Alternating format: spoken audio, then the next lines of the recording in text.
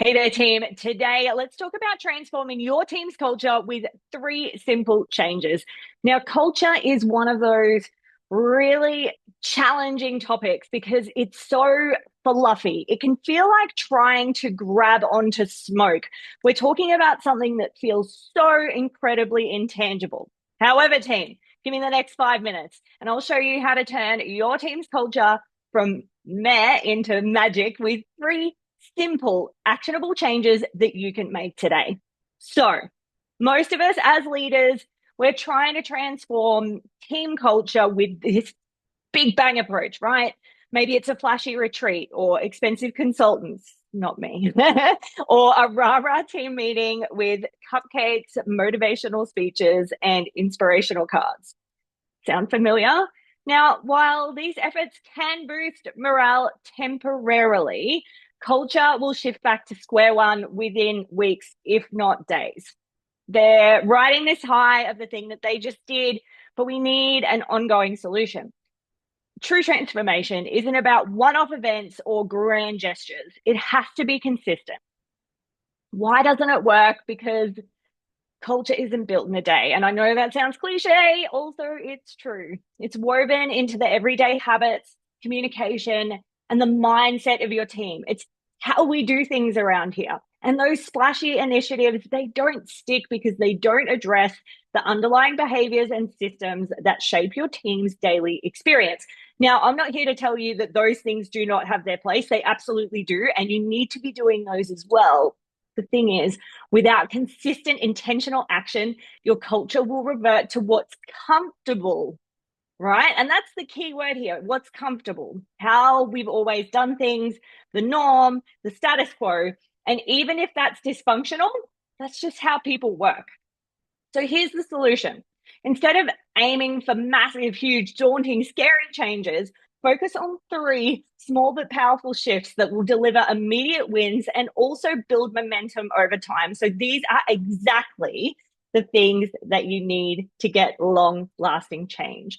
So, first thing, and I haven't turned into some new agey coach or anything here. Here's the thing, bear with me, stay with me. You got to start with gratitude, not grievances. Gratitude over grievances. Meetings have to start by acknowledging wins or thanking team members for their specific contributions. You need to set the tone of positivity and appreciation across the board.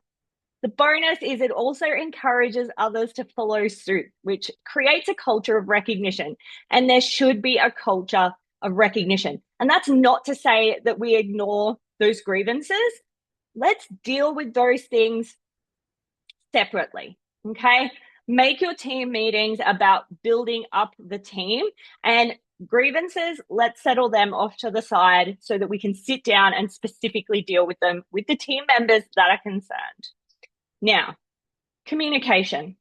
You need to change your normal when it comes to communication. So let's upgrade your communication norms.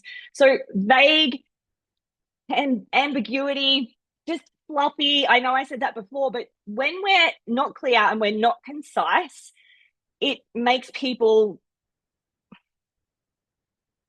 feel unsafe, is the word I'm going to use. It makes people feel like they're not clear on what they need to do. So it's time to ditch any ambiguity or vagueness or fluffiness. Clear, concise communication habits. Who owns what? What's the deadline? And what does the win look like? Show people what the win looks like. I was hosting a leadership development program yesterday, and we were talking about this. If you don't show people what the A plus, the gold star, the gold standard looks like, how are they ever going to win? Clarity, team, is kindness, and your team and the organization will thank you for it. Now, shift number 3, culture of feedback. So make feedback an ongoing conversation. So stop waiting for annual reviews or even weekly check-ins. Create a rhythm for quick, constructive check-ins. I always talk about feedback in the flow of work. So even if it's 30 seconds when you're walking past, praise what's going well, tackle challenges collaboratively. This group I was working with yesterday, this framework that I use, whenever you undertake a project, even if it's something small, maybe you've written a report for the first time, work together, have a culture of feedback where you can say two things that worked really well, whatever the project was, whatever the thing was, and two things that you can work on, two opportunities to improve for next time. And when you create that culture of feedback, that feedback loop that we're giving each other and we're receiving feedback all the time, your team will feel supported, not blindsided. And it's really about setting them up for success because they know that there's always an opportunity to improve, right? Now, if you want to make these shifts even easier, I've created a team culture cheat sheet, which is packed with simple implementation ideas to implement those three things that we just spoke about, and also some conversation starters to help you to implement those changes starting right now, because the best time to start anything is right now. So drop me a comment about culture below and I will make sure we get you a copy. Now, remember, team, your team deserves a culture where they feel valued, connected, and inspired. And with these three simple changes that you make on a daily basis, you're just 5 minutes away from getting started. Stay awesome, and I will talk to you next time.